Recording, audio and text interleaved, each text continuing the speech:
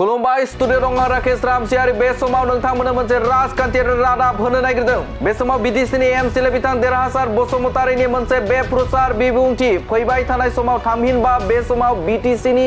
गेजेराव गासैनिख्रुइबो टप लिस्टआव दङ बिपिएफ राजखान्थि दोलोआ बिथाङा बुंथिदों बे समाव बिटिसिनि राजखान्थिफोरनि गेजेराव बे समाव टप लिस्टआव दङ बिपिएफ राजखान्थि हानजाया बिथाङा बुंथिदों दा जोङो गथै राजनितिक परिबेसनि गेजेराव बा गुबुन राजनितिक दोलोनि गेजेराव बयनिख्रुइबो टप जोंहा बयनिख्रुइबो साबसिन माबायाव गोजौसिनाव दं आरो बेनि अनगायैबो बिथाङा बुंदों जे फैबाय थानाय 2025 मायथाइयाव जे बिटिसि बिसायख'थि जागोन बे बिसायख'थिनि उनावनो बे समाव बिपिएफआ फिन सरकाराव फैगोन थामहिनबा हाग्रामा महिलारिया बिटिसिनि चिफ जागोन होननानै बाथ्रा बुंदों बिथां देरहासार बसुमतारीया जितु 2025 आव जानो गोनां जितु बिटिसि बे इलेक्सनाव जों देरहाखानाया एकदम खाथांबादि जाबाय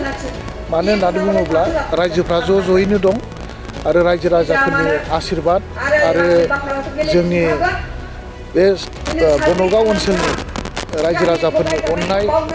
आरो मोजां मोननायाव जोङो नेक्स्ट जोङो आरो देरहाबावगोना खाथां जानानै दं थारैनो रायखांनांगोन जे बे समाव बिथां देरहासार बसुमतारीया जे रोखा बाथ्रा बुंदों जे बे समाव टप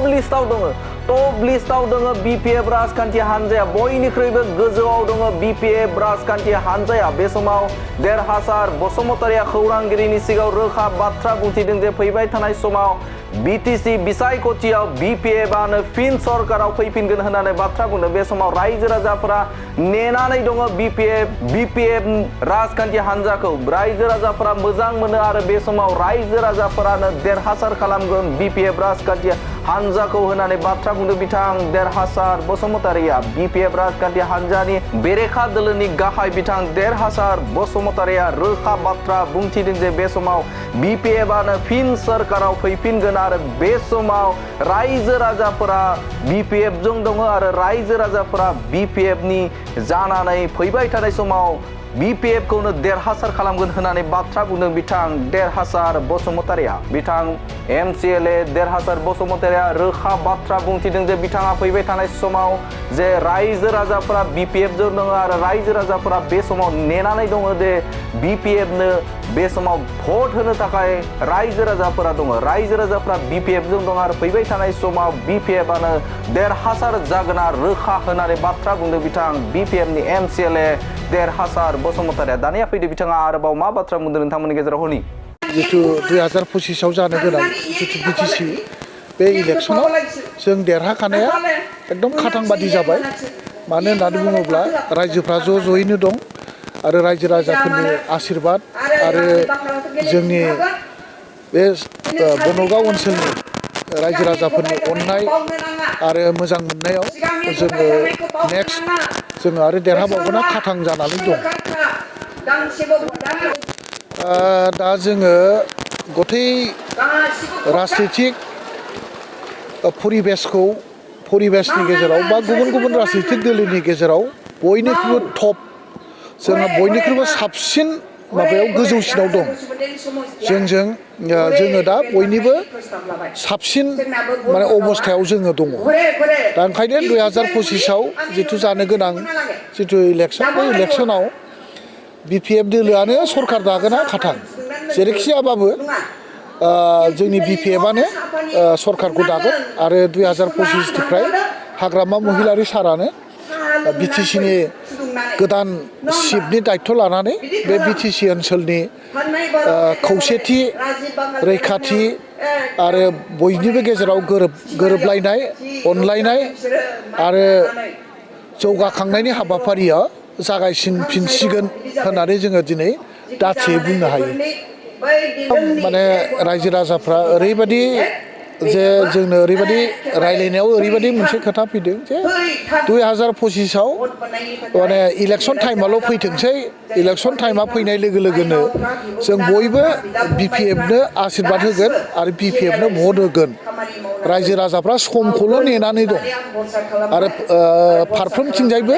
जोंनि बिपिएफ दोलोनि मावथिफ्रा जानजि खाफ्रानानै दं आरो रायजो राजाफ्राबो जोंखौ अननो थाखाय माने साखाफारि जाखानानै दं बे हिसाबै BPFआ जे माने हाग्रामा महिलारि सारा जे गोदानै सरकार दाफिनगोन बे खाथां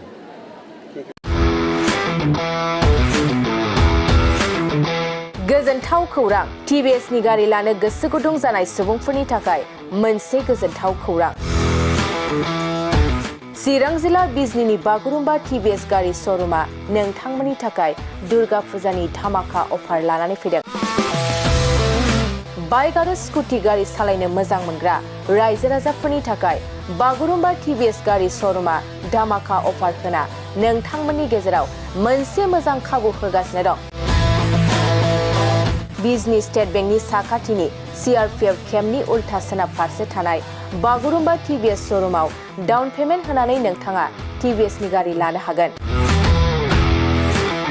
नोंथांमोना बागुरुम्बा TVS श'रुमाव फैनानै नोंथांनि लुबैनाय बायदि TVSनि गारिखौ लांफैनो हागोन TVSनि गारि सालायनो मोजां मोनग्रा रायजो राजाफोरनि थाखाय बागुरुम्बा TVS श'रुमा बेनि अनगायैबो गोबां मोजां अफार लाबोदों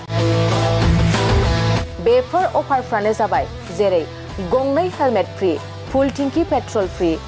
एसवेर गिफ्ट आरो TVS कम्पानिनि गासैबो मडेलनि एक्सचेन्जनि खाबुआ एभेलेबल जागोन आरोबाव गुबुन मोनसे मोजां खाबुआ जादों फाइनान्स लागिरिफ्रा डाउन पेमेन्ट होनानै खम बेसेनाव TVS कम्पानिनि गारिखौ लानो हागोन